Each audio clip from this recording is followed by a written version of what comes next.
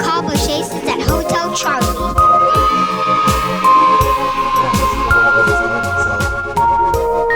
Thank you everyone for checking out Conversations at Hotel Charlie. If you didn't notice, I kind of flipped things around and I kind of changed like how I wanted to shoot it. So it's gonna look a little different. I don't know if it's always gonna be like this, but it just sounded like a good idea on the way here. We have someone that I find pretty interesting. He's a B-boy that's also from the area. He's also a entrepreneur. That's a hard word to say. I really hate that word. Yeah, it's a tough word. But and I don't even know how to spell it. But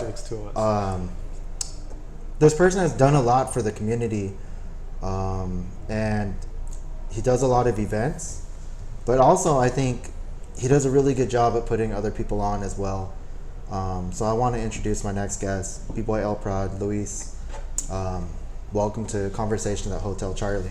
This is tight. I've been meaning to book this place, but it's always booked. It's crazy. It's always booked, unless you use Expedia. Oh, right. Yeah. But yeah, no, thank you so much for coming on.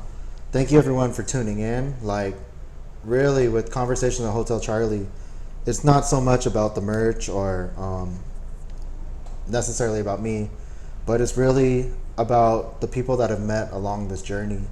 And I've really wanted to shine the light on them because of how much they've done for me as a person and my growth and everything. So I'm super excited to have you here. Cool. No, thanks, man. I'm gonna drink some water because I was moving all this stuff, and it has this crazy flip top action. Have you seen these? Actually, I have not. And another thing that people don't really understand right now is reusable water bottles. Did not think that we would start here, but investing in a hydro flask, that's the place to go. Yeah, I knew people that were all hyped about it 4 years ago. Right, no. And then I was everybody's saving the turtles right now. That's the energy that we're on in 2019. It's save the turtles. So it's not just not using straws, it's also using reusable water bottles. Then how do you feel about the straws? Oh man, oof, I work at Starbucks. Yeah. Well, you guys haven't converted to paper straws, right? We have not, but we've converted to sippy cup lids. I saw that. That was pretty cool. Yeah, I like them. But a lot of people feel the real important need to stir their caramel macchiatos. And they can't use a stir stick, so they have to be can I use a straw? So what about frappuccinos and stuff? That's a tough part. We haven't found out how to make a sippy cup for frappuccinos, so we do have to still give straws for those. I can imagine that would be a disaster. No, yeah, just doing it like this and it just hits you in the face. That'd be rough. But for the most part, most people respect the rule. However, you still have your bad apples that are still fighting for their straw privileges. Yeah. That's crazy. Yeah, I don't know. I haven't been into. Well, I'm still okay with straws. Yeah. People are probably really angry about that, but I don't know. The paper straw is pretty nasty. Paper straws suck. I'm the first advocate for that because if you don't drink your drink in 5 minutes, it just folds at the bottom. So you're just yeah, it just kind of feels weird. It's tough. It's tough. If you eliminate straws, where do you go from here? I think that's where we need to be in 2020. I don't know. I mean, if you drink soda, just drink from a 2 liter. Right. Oh yeah, just carry keep it it around. Real. Yeah. Or 40s, you don't drink from a straw. Right. No, of course. You just put it in a bag and you walk around with it. Yeah. So maybe that's what people need to do. Less things with straws, more things that don't take them. Yeah, exactly. Just put everything in a paper bag. Be as ambiguous as you can. Yeah. That's my way right now. So how was your day and everything? Ooh, so speaking of Starbucks, clocked out and then came here. But for the most part, it was wake up, make some content for Break NG, get on my editing grind. Then distract myself enough to where I realize I have to get to work. Get to work right before I'm late, a minute before I'm late. Then do the whole Starbucks thing, make lattes, greet customers, get mad at them for getting straws, and then come here. It was cool. How's the learning curve on Starbucks? Is that pretty tough?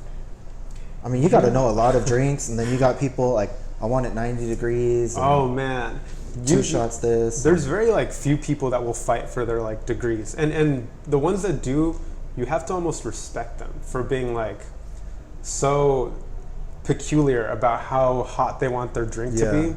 I had someone be like, hey man, like I really need this to be 185 degrees. And like I almost looked at them and like I gained a newfound level of respect. Like, okay, like all right, you're very firm about that. I would think the opposite. Like, really? Yeah, I would be like, you want 185? Here's 205. Because okay, little known fact, and it's probably the most useless trivia you'll ever know. But if you put automatic on the milk steamer at Starbucks, it'll cap at 154. So you have to go manual at the very least 31 more degrees for that person to get their drink. So it's like substantially hotter. So if that person like knows that their drink is not 185 degrees, and some people do, I've tried it before. I'm like, all right, I'm gonna just give them the hottest 154, and they're like, this isn't 185. And I'm like, I don't know. I've always wondered if people just kind of, I saw someone order that, so I just copy them. Right. I don't know. I feel like when I would never drink coffee. My wife would be like, go get me coffee. Ooh. And then I would feel so stupid. Like, can I get a venti, double, that, soy milk, blah, blah, blah. And it's like, I would feel like I would listen to people order before me. And then I would try to sound all cool. Right. But I always mess up and they're like, well, what size, sir? You can pick out your posers for Yeah. sure. The ones that are like, can I get the caramel cioccolato macchiato frappuccino? And then you're like, okay, this guy's never been to Starbucks. But you also have your like you said, like the 185 people, like those guys. Yeah. Those are the ones to watch out for because they're the ones that'll leave a bad review on Yelp. So what's the easiest drink to make and what's the hardest? Easiest drink for sure, like iced coffee, cold brew, because you just literally pour it. If people want syrup, you just pump the syrup beforehand, you just give it out. Hardest drink. Oof, okay.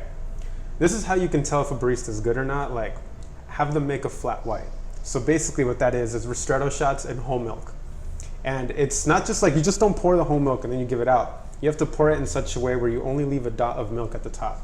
It's a skillful drink that not a lot of people order. But like, if you were a barista and someone ordered a flat white, it'd be like, all right, show me your flat white. And I see, yeah. And then most people don't even see the dot because you put a lid on it, and very few people I feel like go like, oh, a skillful barista made this drink. No, we'll just drink it. But between baristas, like that's how you know. What a trip. Yeah. So then, what else you worked on Break NG, right? Yeah. So like, if you could tell everyone a little bit about Break NG. I dropped the bathroom token. Nice. I stole that from work. Starbucks, if you're watching. So Break NG, that's kind of been a wild ride. But okay, started that last year, 2018. And basically the idea behind it was very like breaking, that's what I do. But how do I like take myself out of breaking in the most selfless way possible? Take out the I. So then that's how I came up with Break NG. So I took myself out of it, took out the I. And then I originally like... That's pretty smart. Like, I didn't realize that. Right, yeah. Okay. I don't really get the chance to tell that story. But yeah, so I take myself out of it. And then the Break NG part came first, and like figuring out the meaning for NG came later. Yeah. And basically like I doodled it a lot in a notebook that I was supposed to be taking notes for in class. But eventually I came up with Break New Ground because it's a term, that people use whenever they're oh, this is a new stadium and today's the great grand new ground. When you put the shovel on the ground, they're like, okay, we just broke new ground, And basically for me that means like doing something different, doing something new, doing something exciting. It doesn't necessarily have to be like the first person to do it, but as long as I feel like it's new to them and it's new to their community. And it's essentially just putting people on. Like that was the whole concept behind it. And it started off, because my roots come from breaking, so it started off as putting B-boys on. Like, not necessarily B-boys that you see on stance all the time, because, that's stance's lane, and stance will always do that. So I was like, how could I do something that's unique to me and my brand? And it was putting local B-boys on, B-boys who maybe haven't reached that level of like stance coverage, but who are still like very much killing it in their own way. Yeah. And it started off with the idea of a podcast. But then I came up with like the grand, light bulb where I was like, it doesn't have to just be breaking, because then I'd only be reaching like such a small community. Like, how do I find like a more open field to reach people with? And it was like, dude, like I don't have to stop at B-boys who are killing it, like just people who are killing it in general. They could be dancers, but they could also be people like you, like clothing owners, brand creators, entrepreneurs, dancers of other styles. And that's been like a crazy journey. Just whenever I come up and like interact with someone or meet someone that's like doing something that I think is super exciting and creative, I'm like, dang, like I want to have them on the podcast. And then if they're a B-boy, that's when I'm like, okay, maybe not exactly a podcast, but like feature them in a video, or maybe do a photo shoot with them, or et cetera, et cetera. And then through that entity, Break NG, I was also able to start doing things for the community, like events.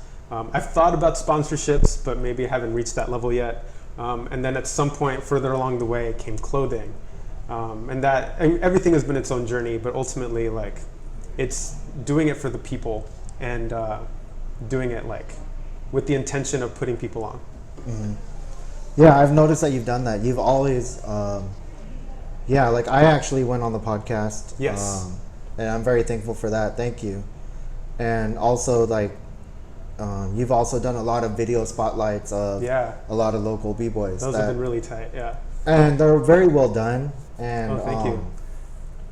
I think it's very interesting. It's very interesting to see like the progress of everything, like where you've come from. You know what I mean? Oh, yeah. It started off super like grassroots, as grassroots as it can be.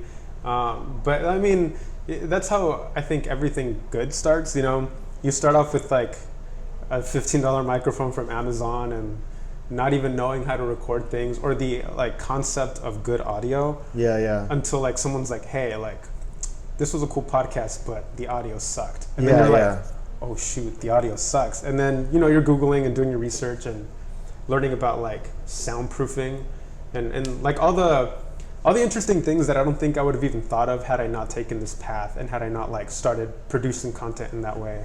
Yeah.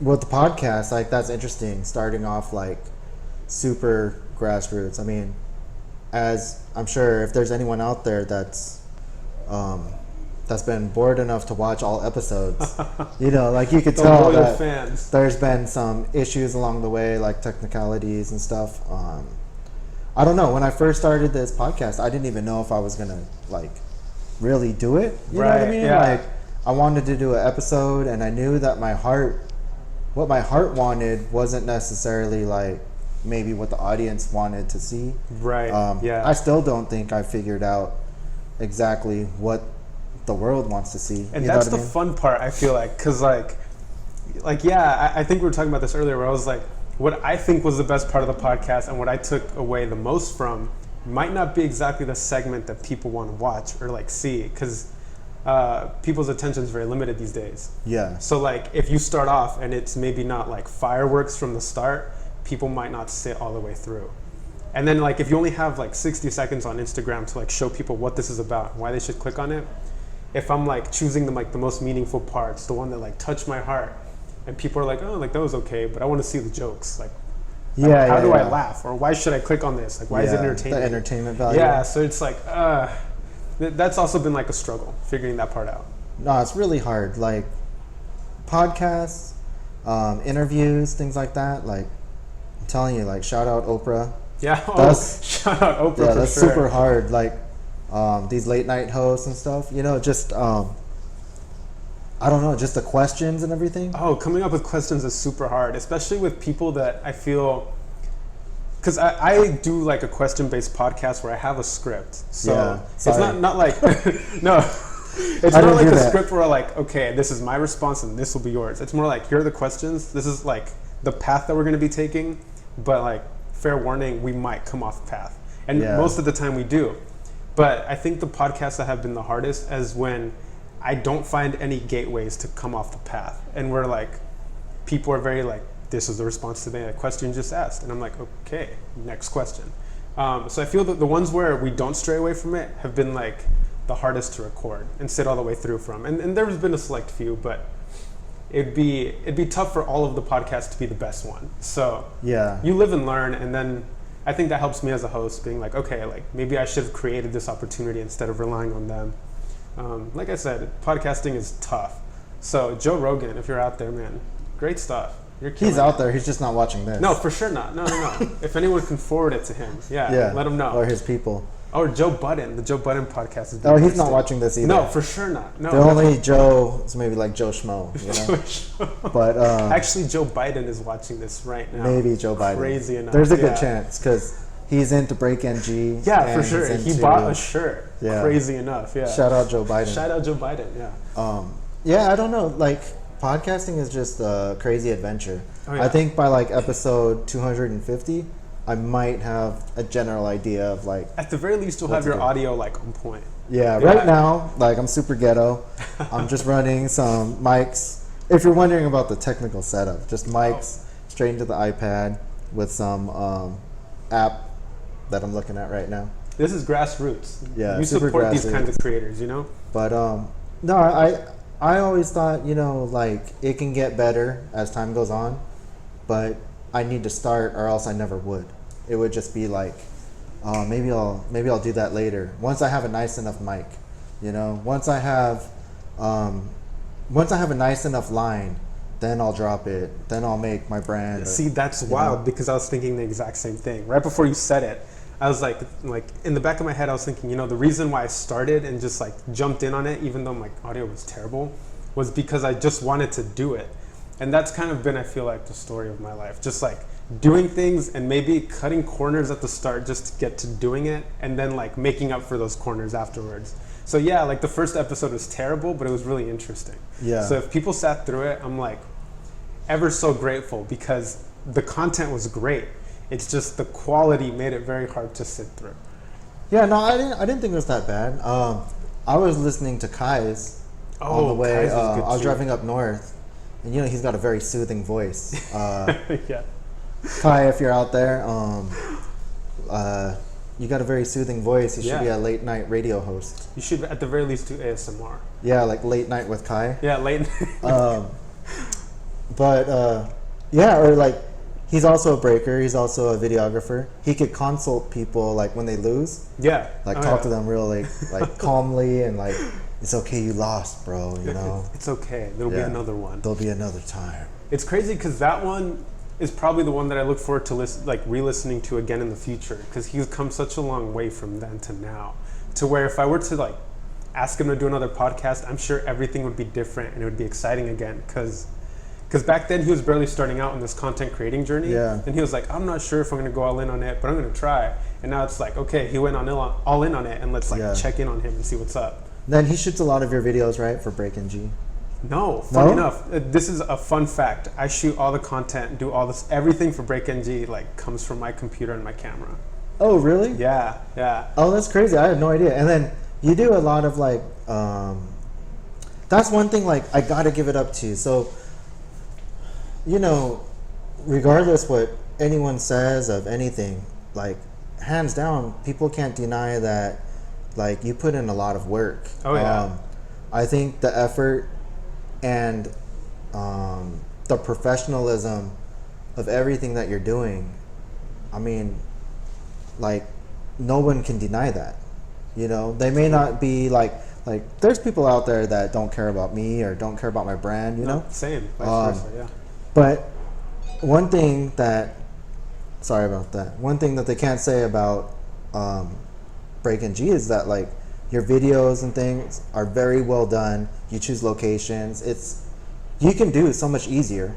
I mean, you could just break wherever, Yeah. you know what I mean? But you put in a lot of work and it's noticeable. So whether people tell you or not, like I notice as a very horrible content creator, but I see it and I'm like, damn, like, you know, I give it up to you. That's cool. Thank you. Because, I mean, at the end of the day, like, the way I think about it is like I don't necessarily like get paid for it or anything. So, the quality, the only one that's like checking to see how good it is me. So if I'm like happy with it, and if I'm not necessarily recording with a 4K camera, you know, but if I'm happy with it, and if the person that was featured like shares it or finds it like really cool, and they like say thank you or whatever for it, like I'm like, wow, like that was really cool. Like regardless of if it hits 5,000 views or if it hits like 55, like that was a cool piece of content that we can now look back on. And I had fun making it. They had fun being a part of it. So there's nothing to lose there, I feel like. And if anybody were to be like, well, this could have been like 1080p. The lighting was terrible. You shot at 1 p.m. and the sun is. I'm like, oh, well, yeah, I could have necessarily done that, but I like how it came out. And that's kind of been the way that I navigate through those like self-doubt moments. Is like, I'm happy with how it came out. Like, yeah, it could always be better, but as long as it's like cool to me, and as long as it was cool to someone else, which is ultimately at the end of the day like what it's about. Yeah.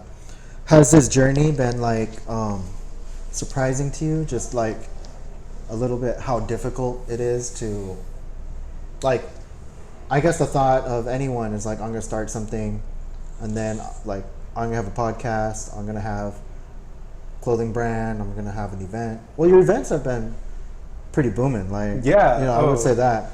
That's been the best part of this, is like all the events and how each of them have felt different. Yeah. Even though sometimes I feel like there's very few event promoters in San Diego that are doing it consistently. There's a guy that will maybe like do an event 1 year and you won't hear from him for like 3 years. But you have like your Kates from San Diego B-Girl Sessions that have like a set schedule, like, oh, 2 times a year I'm gonna host my jam. You have Aeronetic, who every year will do Culture 4, and you can count on Aeronetic doing those jams. And you have very few promoters like that you can look forward to, that you'll know they'll have something going on. And hitting that, like that, passing that threshold and being like, okay, like people can now look forward to me having something in the works. And putting out quality events, that's like, you can look forward to someone always having something, but questioning whether that will be good or not, I think, is always the toughest part as a b-boy who's going to attend a jam. But if you can count on someone having like good quality and coming out because you developed a loyalty because of their events always being good, like that's a different level of event promotion that I never thought I would reach. But lately I've been getting a lot of good feedback where I've been feeling comfortable with saying like yes, all of my events have been like really well put together, and even though the attendance varies, like I'm confident in saying like they were all really good events that had their own vibe to it. Mm-hmm. And that's also the most important part, making sure that every event feels different, that your Force and Finesse is different from your Coast to Coast, and your Battle at the Bowls are different from your Been Ready, you know what I mean? Yeah. Like, and that's been cool too, like just being a part of that event promotion journey and having that be the most consistent thing about what I produce. Do you ever feel like is it hard to juggle it all because you do so much? I always feel like I've taken way too many bites out of an apple. Like, that was a terrible analogy too. Oh man. But yeah, it always feels like I'm doing this thing and I'm like, oh wow, like I didn't realize how much work this is gonna be, but now because I started it, I'm gonna finish it. But I also want to be doing all these other things on the side, so I'm just gonna stack my plate, and just like I would do at a buffet, I'm gonna finish it because I put it on. But it's been tough realizing how much to put on and when to like be like, okay, maybe this is not the best time to do it, and that's a lesson that I think I'm still learning right now. That's crazy. Yeah. So I guess my question was just like, for me, I know that like I think everything's gonna be easy. You know what I mean? Like, oh, I could just do my own videos. I could just do my own pictures. I could silk screen. I could do this and do that. And sometimes like you just come to the realization like, yeah, you could probably do it, but with a team, would you be better? Do you know what I mean? Or do you have a lot of supporters and stuff? Like, so I guess not so much a fun fact, but trivia. I put out this application for BreakNG content creators because I was looking for people that also wanted to produce content, but maybe didn't have a platform for it or didn't have like a clear vision, but wanted to be a part of it. And the funniest part was that all the people that applied were from different states. wow. They're like, yeah, like I'm a software programmer, but I'm from Illinois. I'm like, I'm not sure how I could utilize someone like that. Or it was someone that had like web design experience, and they like wanted to design a website for it, but I wasn't even sure if I wanted to do like a website for BreakNG. At the very beginning, I envisioned it, but as time went on, I was like, I'm not sure people would visit a website that has like just content that they could find on another platform. Wait, so you don't even have a website at this time? I did. I started off, I bought breaknewground.com. Or no, I think it was breakng.com. And for the first month that BreakNG was alive, it had a website, but Yeah. nobody visited it besides myself and like the people that I would send it to. Yeah. So I was like, okay, until I have like a bigger platform, I'll That makes sense. refinance this whole thing. But it exists. Like I could definitely show you the unpublished page where it was a lot of work too. Like here's the features for March 2018, for April 2018, and it had like a quote for everybody. It was very tastefully done, in my opinion. But like I said, if there was like no visitors and it was costing me like a monthly fee, like I had to learn where to cut my costs. And that was one that was hard to keep up financially speaking, but also like it was a lot of effort for just me visiting my own webpage. Yeah. So it's something that I plan to revisit at some point in time, but maybe not now. So we were talking about content creating. Oh yeah, so the Break New Ground Content Creation Collective. The one person that was able to like stick around that was from San Diego, Arik from Cali Titans crew. He's from Rancho Bernardo. He rolls around with B Kim and those guys. Yeah, I know. Wait, The tall one. yeah. So his name is Arik. That's how I call him. He's never corrected me. But the first time, He's like, dude, LPrad, my name's Eric. I mean, yeah. No, I don't know, because I saw that. Yeah. It's ARIC, right? Yeah. So that's how I would pronounce it. Just, the inner Starbucks in me is like, oh, okay, like. Yeah. But anyway, he designed a Break NG sticker that I released with the winter line, and it was cool. And that's ultimately what I sought to do, was because I could design stickers, but the way that I would design it is definitely different than the way someone else would approach it. And it was really cool seeing his ideas and being like, okay, yeah, let's make it happen. And even though he doesn't digitally make them, he draws them, and I'll put them on the computer and make it happen. So that was cool. So you had to learn all that too, like graphic software. And... Oh, man, that was another interesting tidbit of this whole thing. I originally learned Photoshop just to make memes. Yeah. And put people's faces on animals' bodies.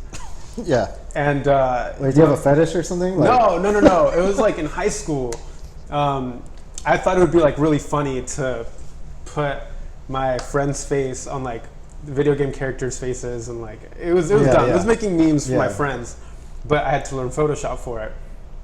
And over time, I had these ideas when I was hosting events before Break NG, where I was like, oh, it'd be cool to make this flyer look like a comic book page. How would I do that? So I looked up that channel that I told you about. I forgot what it was called, but it's Photoshop Learn on YouTube. And I would sit there through the 30-minute tutorial, very thoroughly made. I love those tutorials. And I would just do it. And that's essentially what I learned when I need a new skill through Photoshop. I sit down, watch a tutorial, and then I do it on my own content.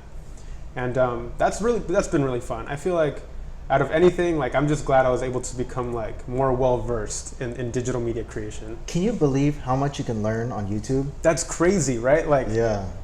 I learned how to tie a tie on YouTube. My dad showed me, but it wasn't a very good tie knot. So every time I have a special event, put the phone down, I'm Dad, can you help me hold my tie? Okay, hold my phone. That's what you do, huh? It's here you go. The first time, he would always do it and then hang it on the door and then be like, there's your tie. And I would put it on, and I'm it's short.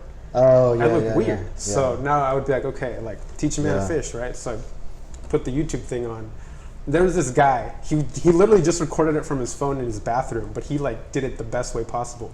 He was okay, you're gonna do it like this, then he flipped angles and he showed you from the side. It was really cool.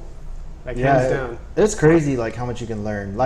So many things with just video, Illustrator, things like that, I learned to break from YouTube. Oh, really? That's crazy, right? Yeah.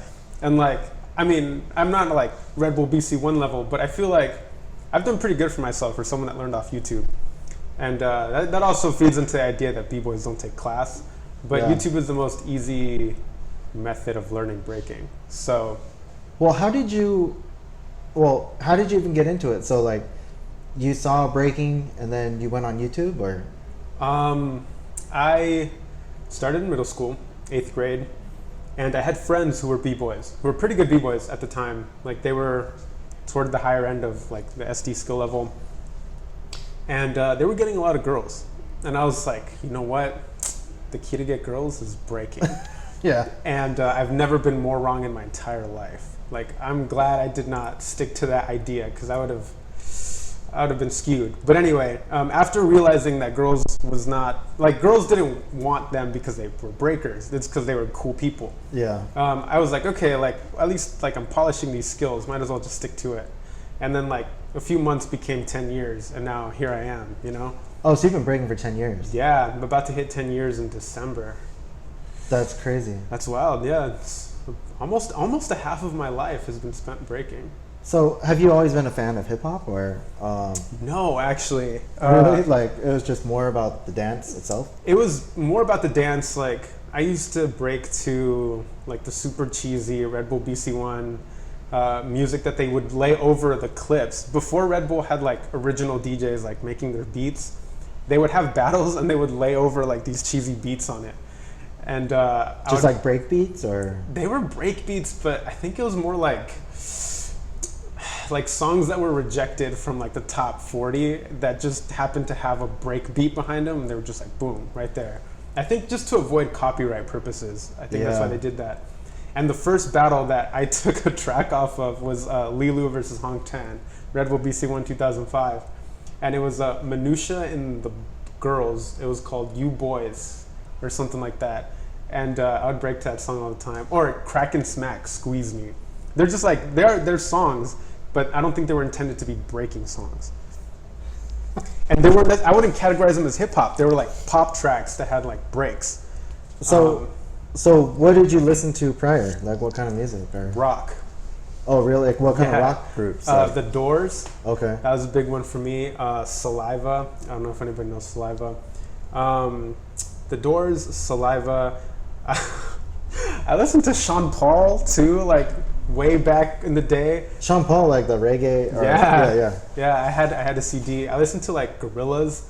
I was big into Gorillaz. Like, so kind of like alternative rap, like Linkin Park.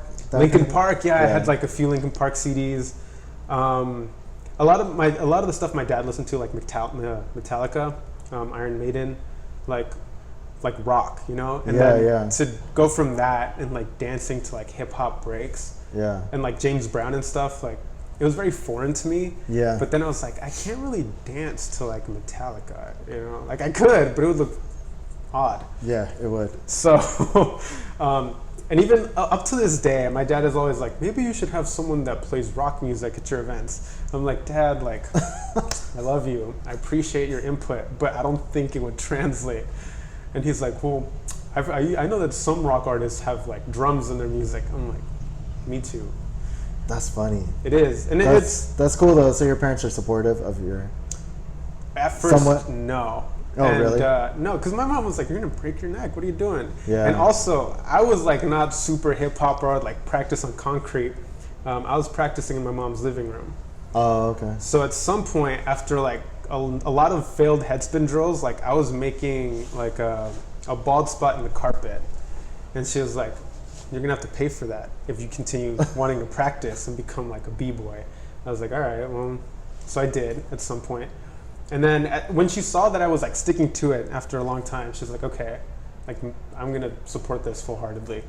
Yeah. And then I think like more so when I started gaining opportunities, where it wasn't just like I was going to jams and like losing in prelims, and then being like, "Mom, can you pick me up? I lost in prelims." Yeah. It was more so like when I got opportunities to perform or like opportunities to teach, she was like, "Okay, like this is more than just like a hobby or like something that is only here for a temporary amount of time."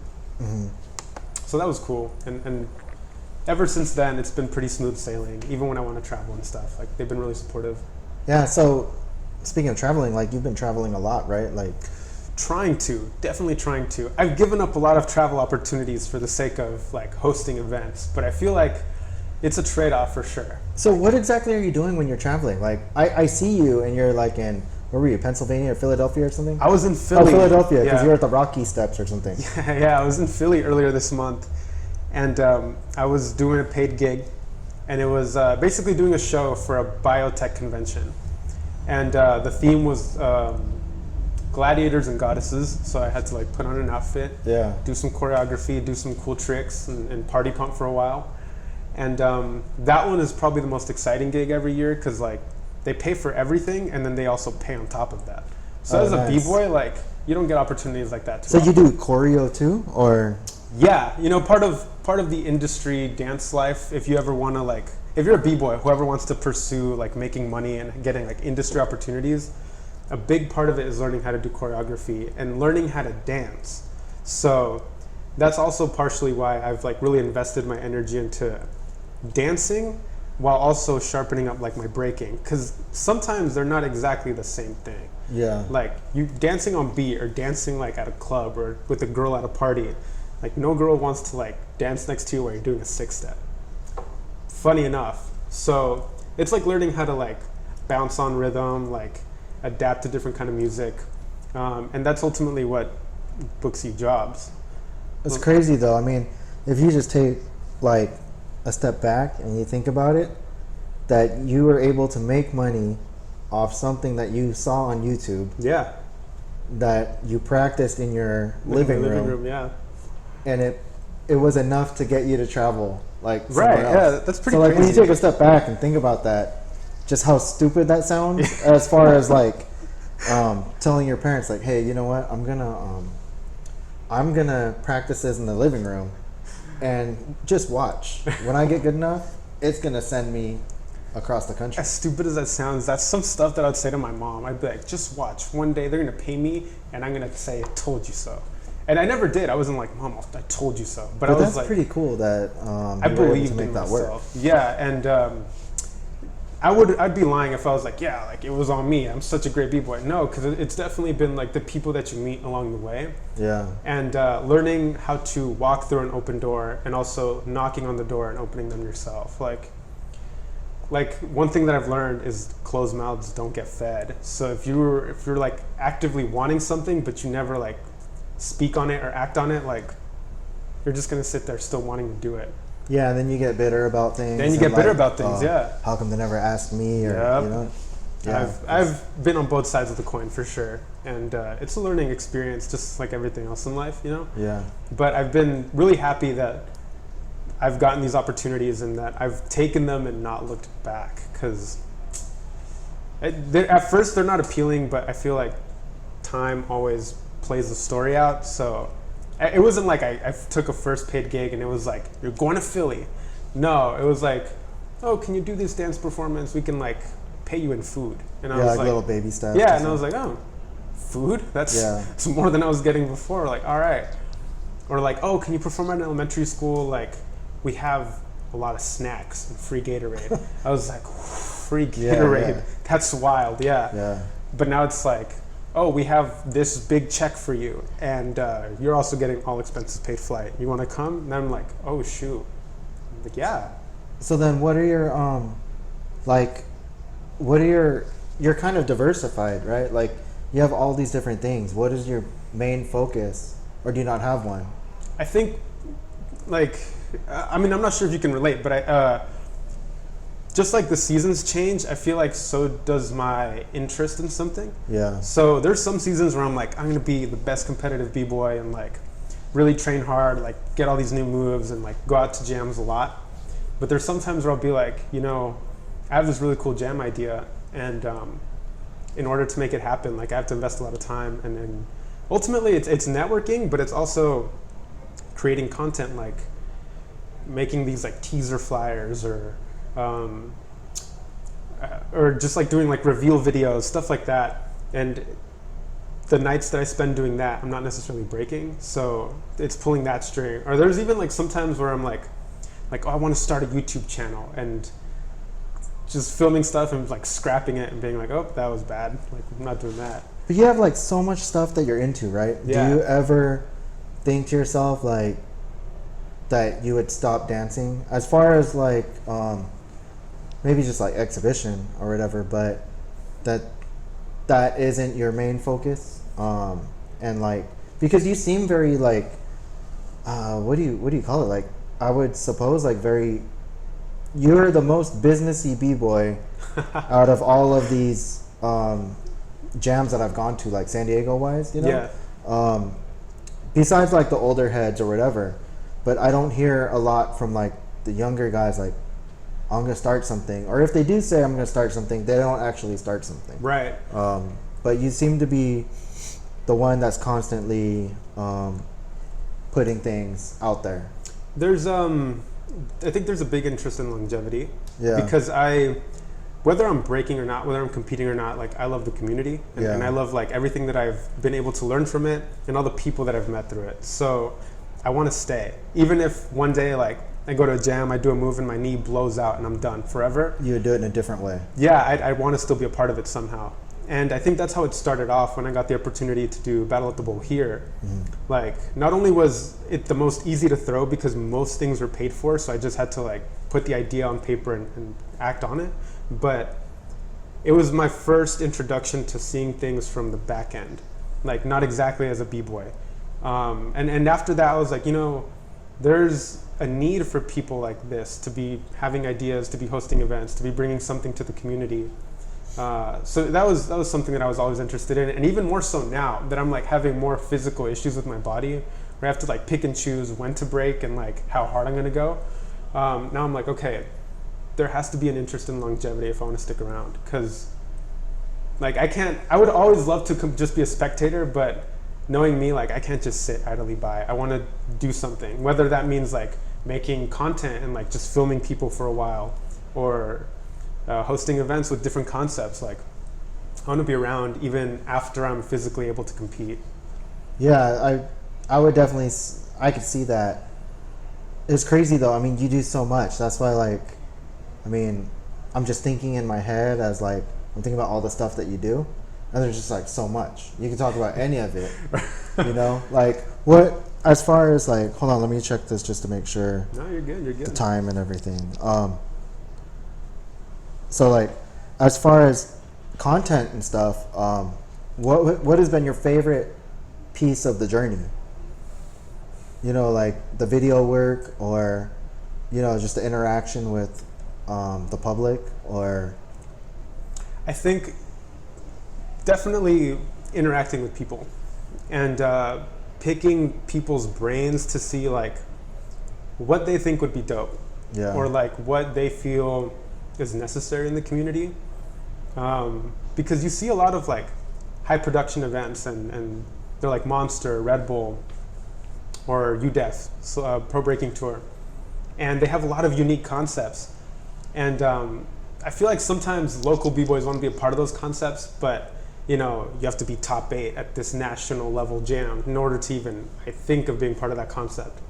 So I was like, okay, like my jams aren't necessarily like nationally known yet, so it'd be cool to bring a concept like Coast to Coast to San Diego.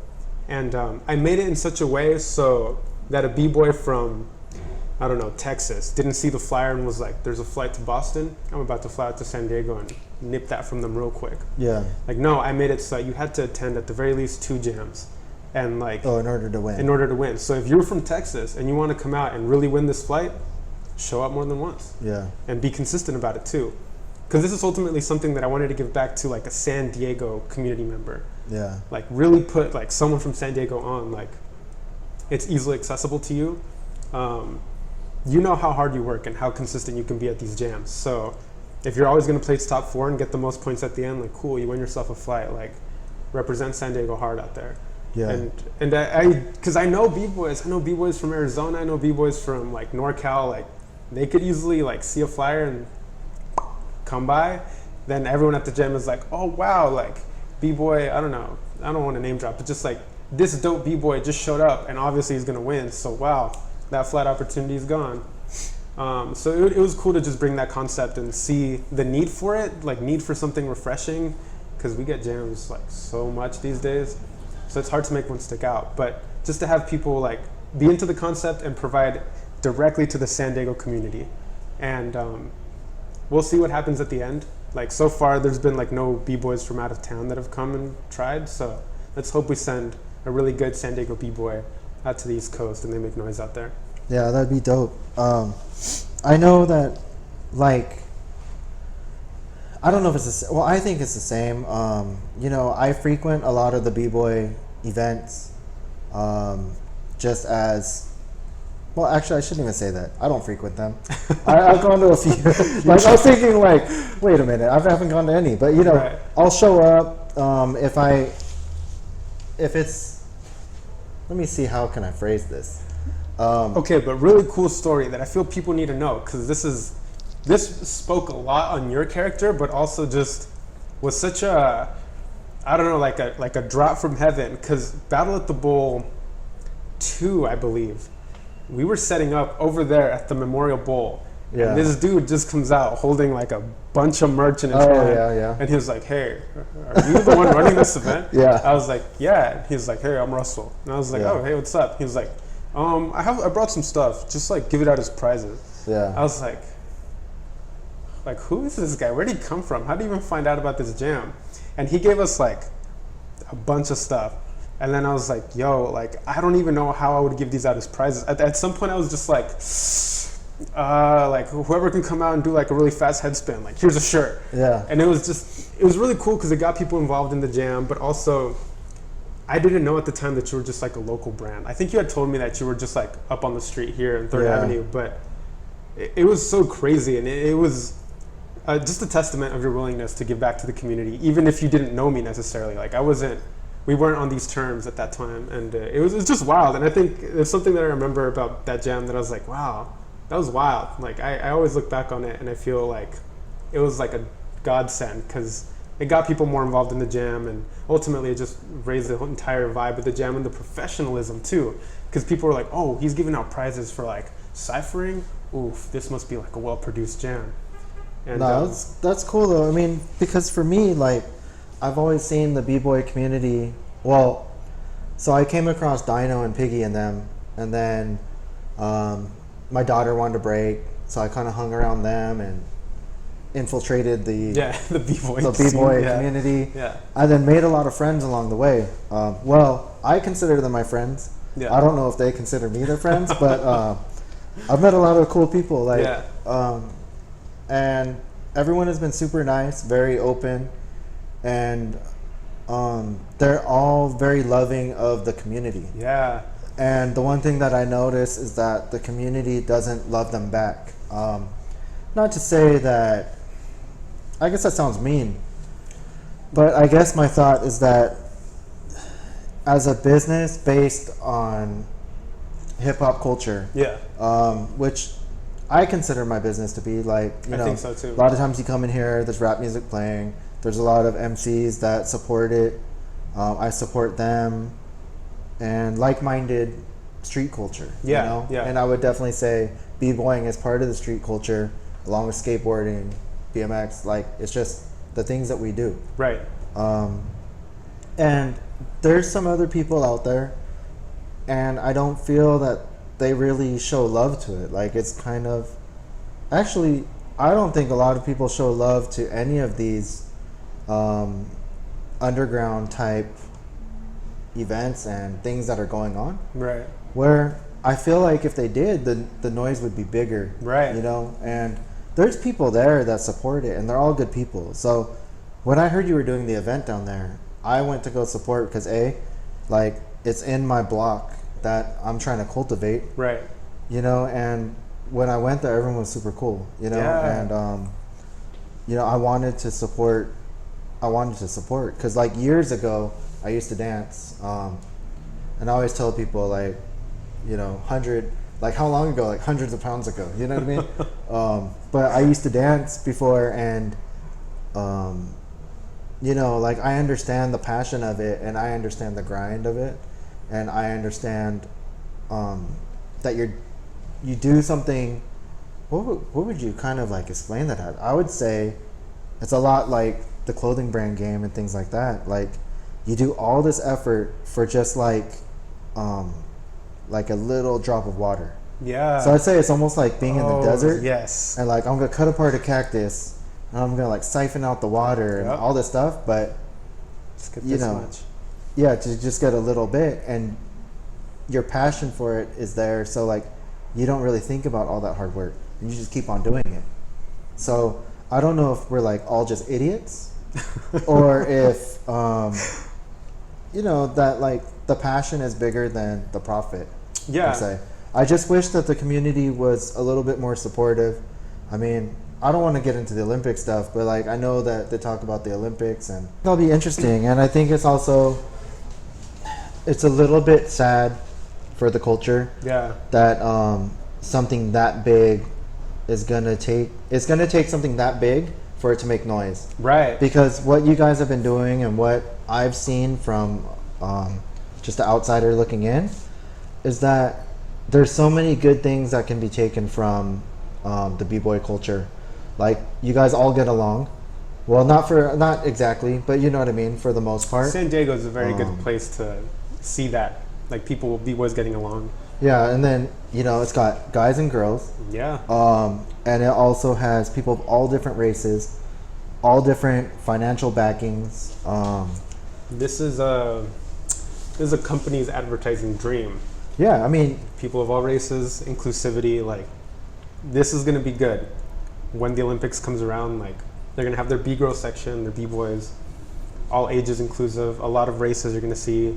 And I think, like, if you just take a step away and you take away the Olympics, the next level down is Red Bull. Like, they've been doing their part to become super inclusive as well. Like, at first, Red Bull was, like, all male and, like, I don't know, you had to be in the loop to be invited to Red Bull. But now it's, like, very honest B-boys making it, having their B-girl portion. Like, even B-girls entering the B-boy portion and, like, making it pretty far. Yeah. Like, all of that's super cool and something that we would not have seen in hip-hop maybe 10 years ago, even 5 years ago maybe. Like, yeah. hip-hop is moving the right way in progression of, like, the times.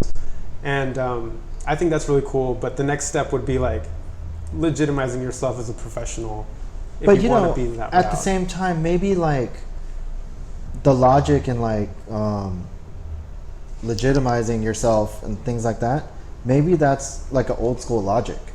Maybe like nowadays, you know, just the way that everything works, like Venmo, PayPal, like, right. like that's legit. Like, Venmo me, bro. Like, Right. you know, like, And I've paid people through Venmo before for gyms. Like, I think that's fine. but it's just so strange. Like, Right. but you know, as far as like a small business in my small community, like, I think it's almost like an obligation for me to cultivate the culture. Yeah. I mean, I've always told people I consider myself like, I consider HC to be is the uniform of street culture. That's tight. I consider You it need like, to trademark that right now. I just did, you know. But I consider it like, you know, if you're into street culture things, what do you wear? You know what I mean? And I provide that because I'm influenced by all those things that you're into. Yeah. And to me, I'm just the uniform. It's kind of like if you're a basketball player and you got on Jordans and some super, or no, you don't wear Jordans, you wear slides, right? Yeah, you You wear slides with your socks pulled With the up. high and- socks, yeah. High socks and some baggy basketball shorts and, you know, some That's kind the of jersey. fashion, yeah. And to me, it's like, oh, I know that guy's a basketball player. You So, can like, you can easily tell, yeah. to me, I feel like when people wear my stuff, like, oh, that guy's probably into something street culture-y, you know? I was getting boba at the I forgot what it was called. Janelle looked it up. But anyway, like, we were there and this dude came in and I turned, you know, gotta be aware of your surroundings. I turned, he had a Human Catalyst shirt and I was like, that guy knows Russell for sure. He knows Russell. Yeah. I was like, should I say something? And then the time that I was questioning it, he left. Oh. I was like, man, shoot. But I was like, just by knowing that, I like, okay, he has to be like probably into like this whole street community, like to be wearing your shirt and to be like rocking it like confidently. He also had like a beanie, so I was like, okay, this guy's. Then this for guy's sure he about knows it. me. Yeah, he's about it. And I was like, yo, that's so tight. Like I didn't get his name, I didn't get to see him, but it was cool. It was cool that that's Boba how- person, if you're out there, comment. He had glasses too. Boba glasses. Boba glasses person with the beanie and the blue shirt. But you know what? If you were drinking boba and you used a straw, you're a jerk, man. You're killing dude. turtles, bro. You're supposed to just drink it all the way through, chug it down. Yeah. But that was cool, and I think that whole like concept of like street interests, because Yeah. there's a lot of them, and like being the uniform for them, that's tight. Like honestly, you should trademark that. Well, I mean, I don't know if it's You necessarily should like put that on a shirt. my concept or, you know, it's just, I've always felt that, Yeah. you know. But then for me, like, yeah, people always say like, it's funny now that like with the B-boys, because I keep on giving out prizes. So like I keep on telling people are like, oh man, B-boys love your stuff, and I'm always like, dude, B-boys are broke, man.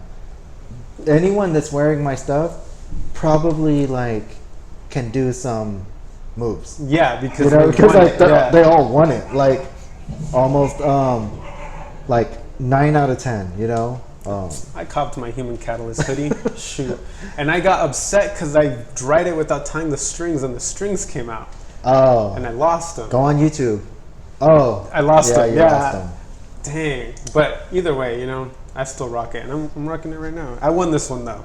Yeah. See. People know I won this one. This is a prize. Yeah. People always say like, oh yeah, I saw this stuff, and like you're a B-boy brand or something. I'm like, no.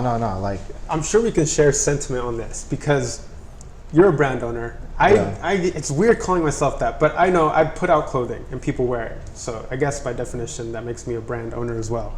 But a lot of B-boys will be like, yo, bro, that's so tight. When I get paid, I'm going to cop it. Yeah, I'm like, yeah. Cool. Yeah, all right. Never cop it.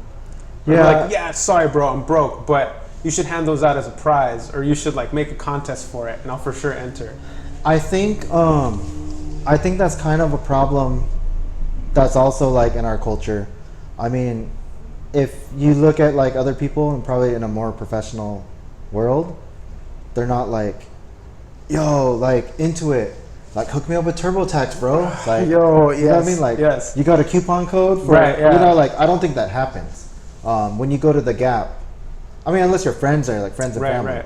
Or even Starbucks, people aren't like, hey, just make it venti, bro. Like they don't do that. They just know they're gonna pay, and they respect it and the product. Yeah. But I think that we've put ourselves in a place where we're not respecting ourselves. Mm-hmm. So they don't see that as like an uncomfortable thing, right? To say that.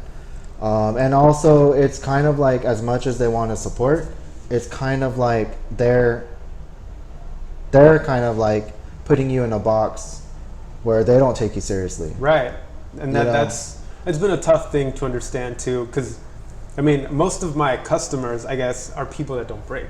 Yeah. And I always keep that in mind, you know, because I'm like, would a B-boy wear this? Yes, they would. Is a B-boy going to wear this? Likely, no. So I have to make it more approachable for people that are going to just wear it because they want to wear it, because they think it looks nice. And a lot of the times it's like that weird idea of like I'm going to wear it, I'm a B-boy. So I have to make sure it also looks nice for people that are not B-boys, but also comfortable for people that are B-boys, that are going to be like, I want to slide on this, but it's too tight, man. I need to be more flexible, more breathable material. But I'm always like, okay, like, you know, you should put it out as prizes. And, or the funny part is like, you know, putting out like, oh, this is a colorway, and like putting like a little on Instagram, like putting like the fire or not poll. Yeah. And then like all people that put fire are like B-boys, and I'm like, dang, no one's gonna cop this. Yeah. Like, shoot. Yeah. But ultimately, like, I have peace in knowing that regardless of who wears it, it's because they truly support the brand. And even if they got it like free, because I've hooked some people up, you know, I'm not gonna be like super standoffish. And then at the end of the day, like, it's cool for me to see people wearing it. Like, if they're so passionate that they're like, yo, dude, like, this is so dope, like, hook me up. Very rarely, but I do it. Like, as long as they want to wear it and they feel like it's something that they want to wear and rep proudly, then that's enough for me. I think that's been honestly like one of the biggest problems for every brand owner that I've known. And they all go on these rants and gripes about things. And I've been on them too. Yeah. Like, but you know, not to say I have more experience than you or whatever. Like, I'm still learning this stuff. But one thing I would tell you, from at least my point of view, is that if you, like, as Break NG, if you make this brand and you're putting out content that is break related, then Break NG is a breaking brand. Exactly. And this is the merchandise for them. Yeah. And those other people that support, like, that's dope. But I can't wear it because I'm a B-boy. Yeah, you're going to get into that problem where I can't wear it because I'm a B-boy. And I've encountered it so many times to where now I visited that concept of if I believe this is a community brand, because that's the approach that I've taken. The roots are in breaking, but I feel like this is a community brand. And I've explained this a lot recently to where I feel like I'm taking it more as a sign, like, expand yourself. Because, like, yeah, I'm featuring B-boys in these videos, and the name itself is pretty straightforward, you know, Yeah. Break NG. I need to find ways to open up the avenues for other people to feel invested in this because of what they're doing. Not so much because they like breaking or they like who I am, but also just because they're like, oh, like, I'm breaking new ground.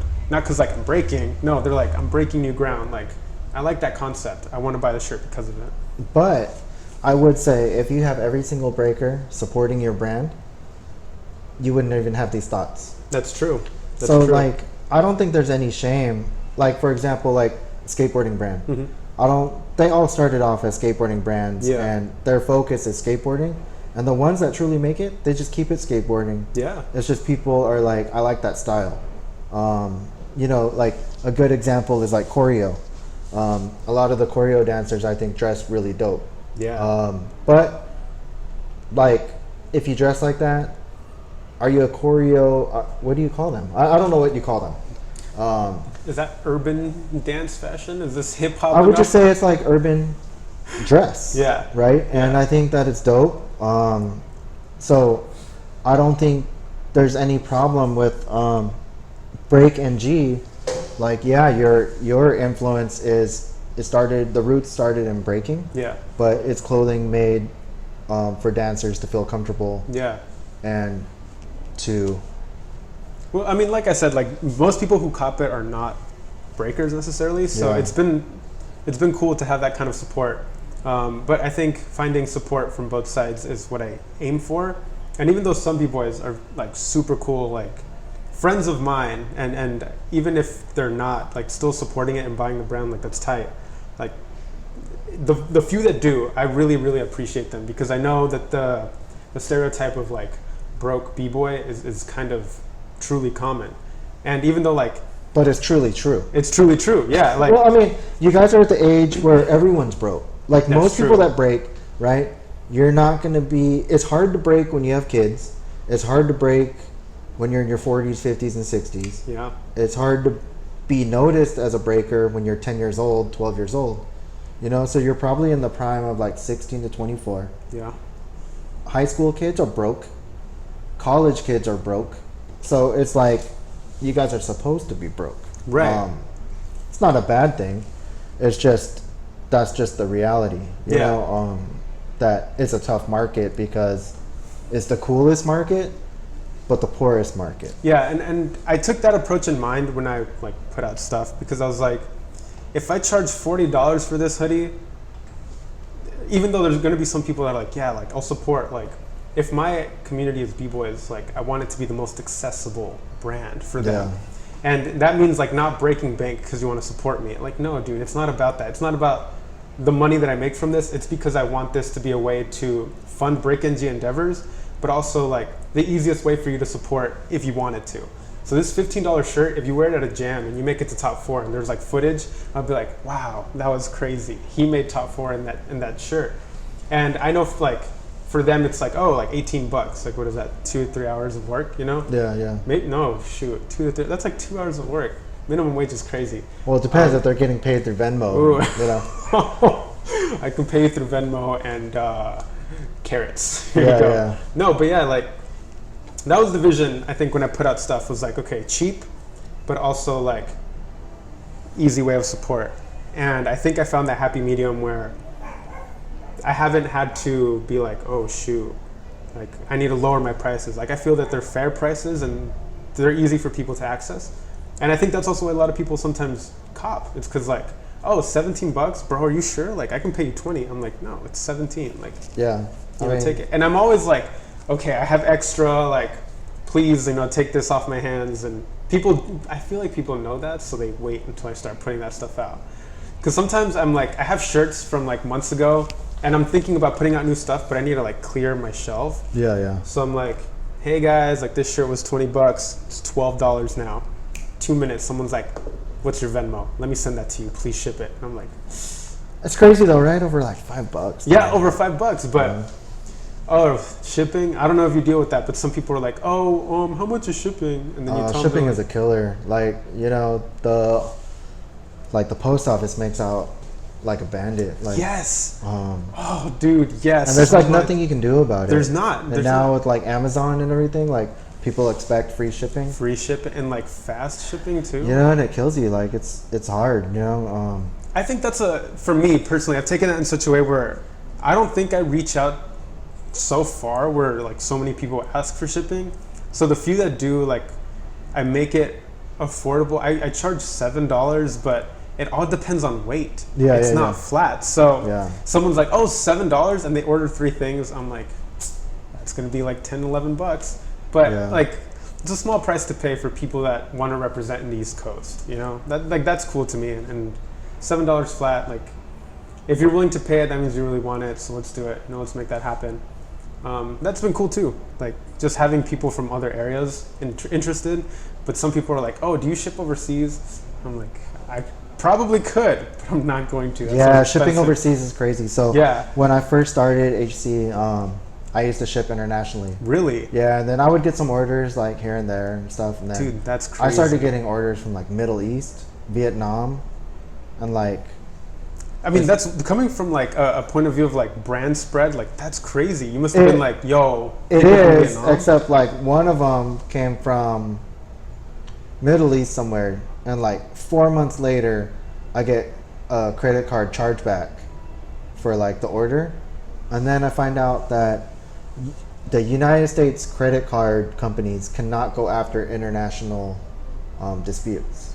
So by selling internationally, there's nothing you can do about it. Wow. So like, if you're a thief and you want to steal internationally, feel free to go ahead. Like, there's nothing that the credit card companies can do. That's wild. So it's just a loss, and it's a loss on you.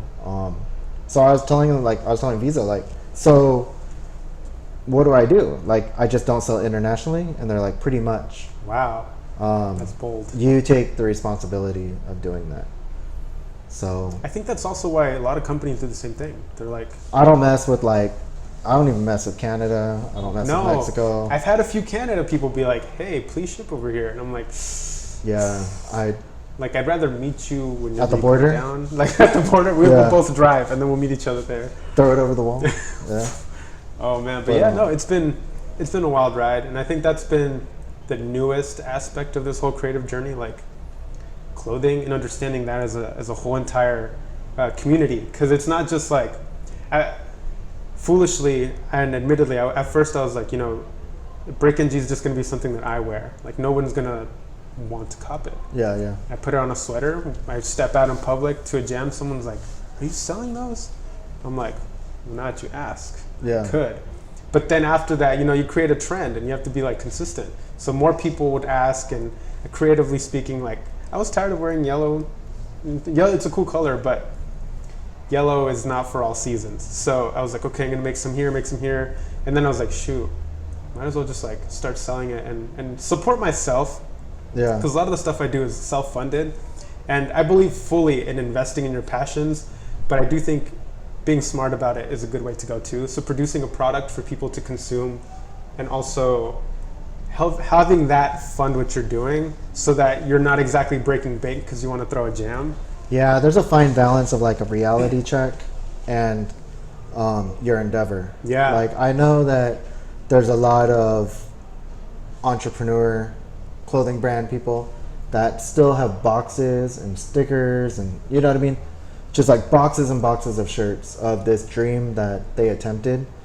And nowadays, even more so than ever, there's so much more that goes into it than just the merch. The merch itself is really a small piece of the puzzle. I mean, for anyone out there that's interested in having a clothing brand, really, it's about branding. Yeah. And not even about the brand itself. Oh man, speaks like, to my heart. Yeah. It's not about the merch. It's really the story you tell. And again, like, that's why, like, I give it up to you. You've done a good job at telling the Break NG story. You've done a good job at cultivating these events that also tie into relation of Break NG. and it helps paint the picture. Yeah, and You know, what you said about branding is so true, because if you were creative about how you like put out your stuff, and I've always commended you, and still up to this point, like I still think it's so dope how you've made like descriptions for your shirts, and like every one of them might have human catalyst on it, but they're all different. They'll take a different approach. And like artistically speaking, like I haven't reached that point where I'm like, oh, like I could do break NG like this or like that, or put it through here and put that. No, like it's been pretty straightforward, but I always look up to you for having such like depth in your designs and being like, wow, like that's artistry. Like even though like it all ends up on a shirt, like there's so much in the details that people don't really notice. It's like the descriptions, it's the different ways that he can put the same message on the shirt. It's about the tags. Like there's so many things to it that people who just maybe want to just start a brand for starting a brand don't. You can weed out like who really wants to invest in this idea versus those who just want to like put stuff on the shirt. And I've seen both sides of the coin as well. well, like you have to be a crazy person, because I mean, honestly, like anyone, if they were to ask you like Luis, like all the stuff that you're doing, tell me, write it down, what you do for Break NG. Yeah. It's like, I know you have a girlfriend and stuff, like when do you even have time to like do that? Because your head has always got to be thinking like, oh dude, Break NG, new stickers, new video, new content, new, ask these questions, blah, blah, blah. Like you're probably really annoying. There's right? a point where she was like, babe, like I love you, and like I really love what you do with Break NG, but can we just take this time where we don't talk about Break NG? Oh dude, I'm telling you, like my wife hates me. Like we'll go somewhere and the conversation is not about, like it's not supposed to be about HC. Yeah. But as I'm driving, I'm like, oh man, you know what happened yesterday. You know what I mean? And like, Yeah. because honestly, like it's my life. Like Exactly. It's Yeah. when I wake up in the middle of the night, it's because something to do with the brand. Yes. Yeah. Like yeah. I care about it so much, and again, it's this cactus thing. Like, you know, you need to sharpen your machete and all this Yeah. stuff to just get this little fruit, and like Yep. like that was it, you know. But I think ultimately, like if you weighed all of your efforts based on what you get at the end, like that's the wrong way to go about it. Yeah, Like, there's got to be some other purpose. yeah, you have to enjoy what you do, and then also fully bask in whatever product you get out of it. Yeah. Whether that cactus might have like a full gallon of water and you're like, wow, this was the best gallon. Or if you just have like a little sample cup and you're like, Costco sample of water, that was great. Like regardless of what you get at the end, like that's something that I've also learned. And like I said, like this has been such a crazy process. It's enjoying the process, but also getting to the end and also enjoying the end product. Because like, yeah, it's very much what you said, like waking up in the middle of the night and being like, this guy would be a great podcast guest. Like, oh my gosh, purple and blue, or something. You know what I mean? Right. Or like, wow, new bags and package designs. Like, why didn't I think of that before? Yeah. And realizing that how often you talk about it also affects the people around you. Yeah, but it's like, unfortunately, in order to make it, like, dude, it's a grind, man. It's hard. It is. And you can't just shut off your brain like that. I commend people that work a 9-to-5 job and they just straight up go in at 9, they're off at 5, and break at 5 is at o'clock, 5. like they're done. Yeah. Like, but that's just like a job. And the thing that you're doing is like investing in like a career, I'd say, or a dream. Yeah. And a dream doesn't stop at 5. Does not. Unfortunately, you Yeah. know, it's kind of like your family. Do you stop loving your family like God, no. the minute you clock into work? They're on your mind all the time. Like, you would get a lot more accomplished if they weren't, you know, and if you could just shut them off.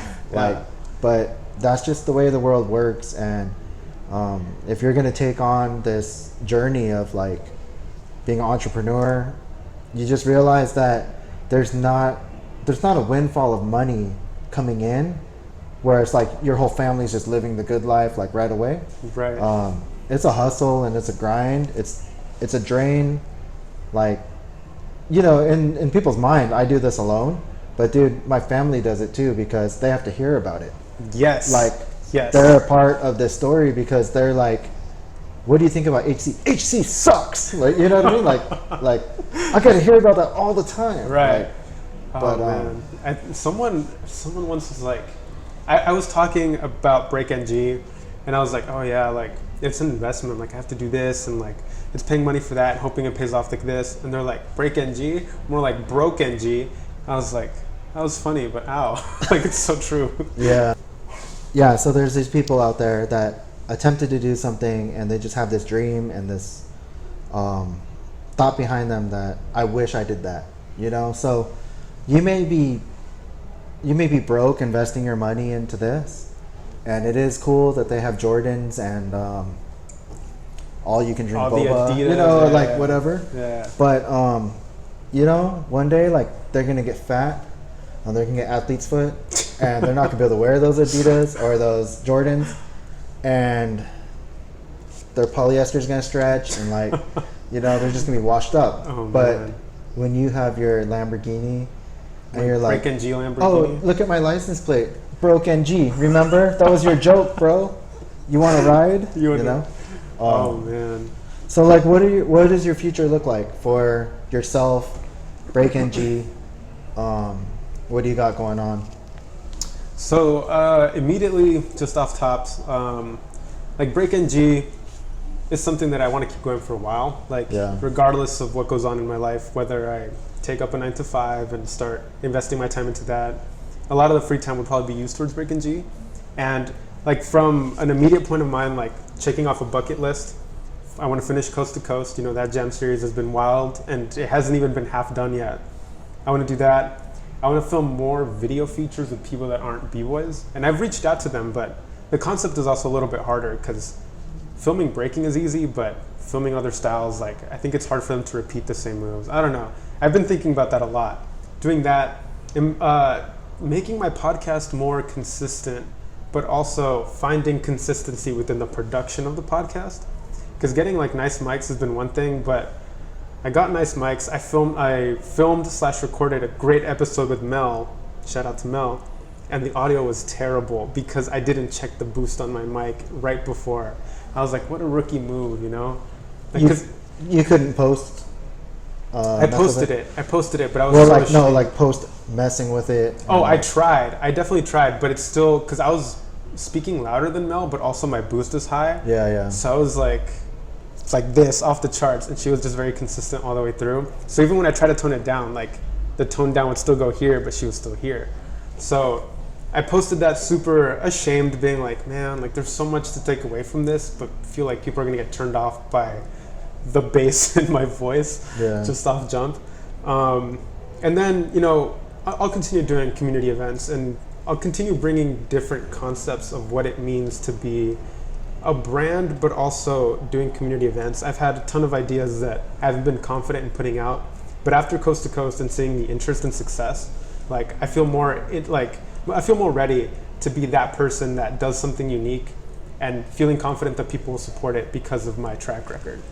And then finally, clothing will be cool, but also, truthfully, if I want to do clothing to a more deeper extent, I want to definitely invest in the production of that. And there's a lot of details that come into that, but mainly caring about the quality of the product and the experience, which is something I learned from you, but it's something I've been consistently learning from other local creators. Mm-hmm. And also making it that, like the branding for that also an experience. I think I had a lot of fun with the spring drop because we did like a cool photo shoot for it.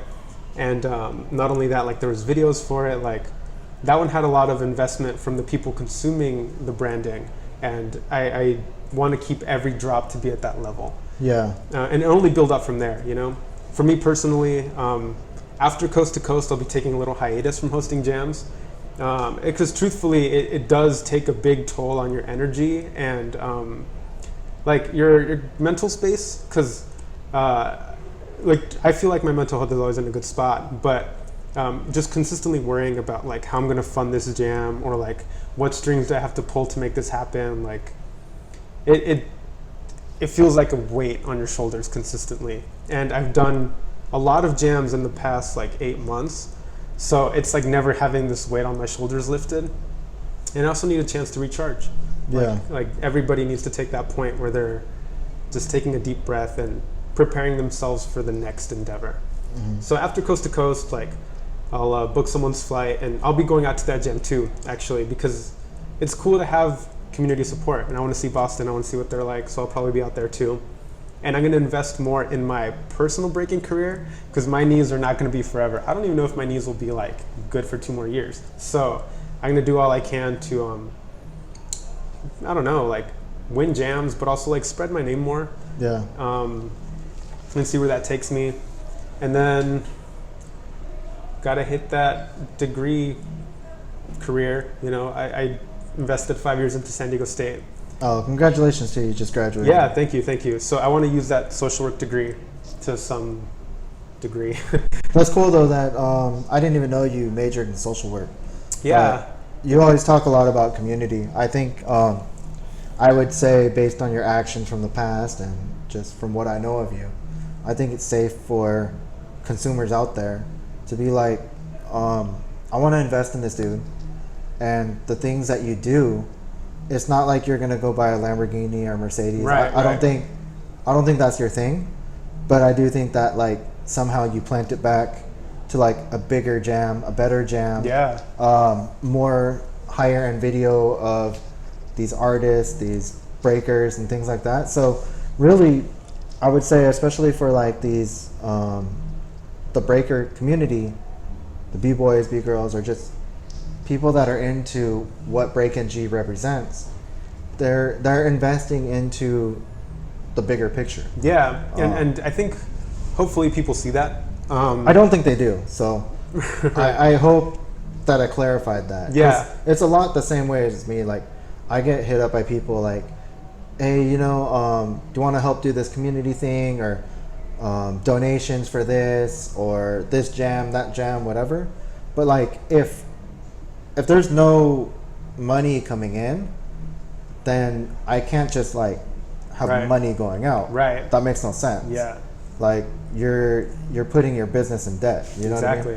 what I mean? And Or it- you got to find other people. Like so. Yeah, and it's been, like I said, I'm sure we both have this same sentiment of like, it's been a journey because you meet so many people through this endeavor, and like somehow, some way, it all pays off. I feel like every connection is made, and whether they support you and you feel it, or whether they like buy your product and come by and have a conversation, like you get something cool out of it. And Yeah. whether if it's like a cool donation, like, hey, here's some money, like throw this cool jam, which has happened, and it happened recently, and I was like, that is wild. Like I've spoken to this person a few times, but they donated money because they wanted to see this come true. Mm-hmm. And I remember sitting on my bed and being like if people really believe in this to the point where they're spending their hard-earned money to fund it as a unit, because at that point it's not just me anymore, it's people handing me money to make this happen, like I have to put out something really good. And full disclosure, well, 2 things. One thing, I wanted to do this really cool BreakNG day where I use my social work degree, I reach out to a lot of nonprofit organizations and also healthcare providers and put them in the same vendor space as BBoy brands, or, you know, Live Berry Fresh, Raylene, you know, local brands, but also like important resources, because a lot of b-boys don't really invest in stuff like that. Putting them at the same event, like a resource fair, but also a jam, because that's my bread and butter. But also, I've invested 5 years into knowing what this is all about, and providing a place where you can show up, win a jam, but also sign up for healthcare. Like that's unheard of. It's also kind of wild. It's kind of wild, but that's what BreakNG stands for. It's like uniting community. It's bringing community together, and it ultimately like it's putting people on, but I like in a responsible way too. Yeah. So that's been something that I wanted to do, and that's like my big vision for BreakNG, just to one day have like a BreakNG day. I don't know when that'll happen or if it'll happen, but if you ever need healthcare, look out for BreakNG Day. That'll be coming soon in the near decade. That's how I know that you're a maniac. Like, like this stuff goes through your head. Like, Yeah. You know, I'm sorry to all of his loved ones. No. I guarantee, like, you're dealing with a madman. No, when I pitched that to Janelle, she was like, because I also pitched the idea of a scholarship. Like, Yeah. I was like, yo, like, if I sold this many shirts, I could get this much money and put it into a scholarship. Yeah. And she was like, basically she was like, why are you going to do a scholarship if you still need to like fund all these things? Like focus on the responsibilities. But I was like, if I can like give someone the drive to create something great for themselves and to break new ground and like reward them for it, why not? Yeah. And that's wild. I think like I don't want to get into religion and stuff, but sometimes like you know, like the act of giving somehow returns, you know what I mean? Yeah, there's like a universal like philosophy behind that, I feel like. But I think that like I think you're doing good, you know. I think that your head is in a good place to like everything that you're doing, I think is good for the community. I hope that it inspires other people as much as it sucks to be competition. Right. But I hope it inspires people to create these other things to make the movement even better. Right. And I hope that people that are thinking of just being like lukewarm into it and just dabbling in it, that they don't even bother, because it just makes it a lot messier to navigate who the people that are going to last and who aren't. I think that people, when they invest money into your brand or into your concept, it's like they want you to stick around, you know what I mean? And yeah. You've been doing a good job. Like, you know, I look forward to everything that you're doing. Thank you. And yeah, even like the stuff to hear how it can tie into social work. Like, it's pretty amazing, you know? Yeah, and hopefully, like, before Coast to Coast, I wanted to make it happen this year. But that was a wilder idea than the Coast to Coast concept. And, like, even though I planted some seeds to, like, maybe start that, I just felt like that was too out of my element for right now. But there's no telling that next year that won't be the case. So yeah, I definitely think, like, anything's possible. Yeah, and I agree. It's just a lot of work. Yeah, but it's like, are you willing to do it? And obviously you are, because, you know, there's a lot of fun in that. A b-boying barista, you know, entrepreneur, doing what I can, clothing, video, picture, podcast, you know what I mean? So everyone out there, you know, like, well, first of all, I want to thank you so much for being on here. No, I want to thank you for having me. Hotel Charlie has been really accommodating. Oh yeah, no, thank you so much. Thank you everyone else out there for watching. And again, like, I'll say, you know, if there's someone out there that you think needs to get put on, I don't know who's watching. I mean, there's people that watch and there's people that care. Yeah. But you know, I'm not gonna lie, like, there's not like hundreds and thousands of people. Yeah. But you know, sometimes people just need like to be heard. And yeah. if there's people out there that you know, like, hit me up, DM me, let me know. You know, we always want to support good people doing amazing things. And sometimes the amazing thing is themselves. So they might not even do a good job at it, but like, they have heart, you know? So again, I want to thank all you guys for checking out Conversations at Hotel Charlie. How do they find you? Find me personally at BBoy Prado on Instagram, but more importantly, find my brand at BreakNG. It's not one thing, you'll see everything on there, but you'll get a good idea of what it's about. On Instagram as well, just Instagram at BreakNG. Yeah, and don't go to the website because it's not up yet. It's not even his anymore. Oh, you still have it? I haven't paid for like putting it up again. It's still actually alive on a .weebly. So if you're creative enough, breakng.weebly hasn't been updated in a while. If you find it, he'll give you a sticker. Yeah. Oh yeah. 100%. Put in your story, tag me, I'll give you a sticker. Cool. All right, you guys. Thank you so much. Checking out Conversations, Hotel Charlie. Appreciate it. Thank you so much. Conversations at Hotel Charlie.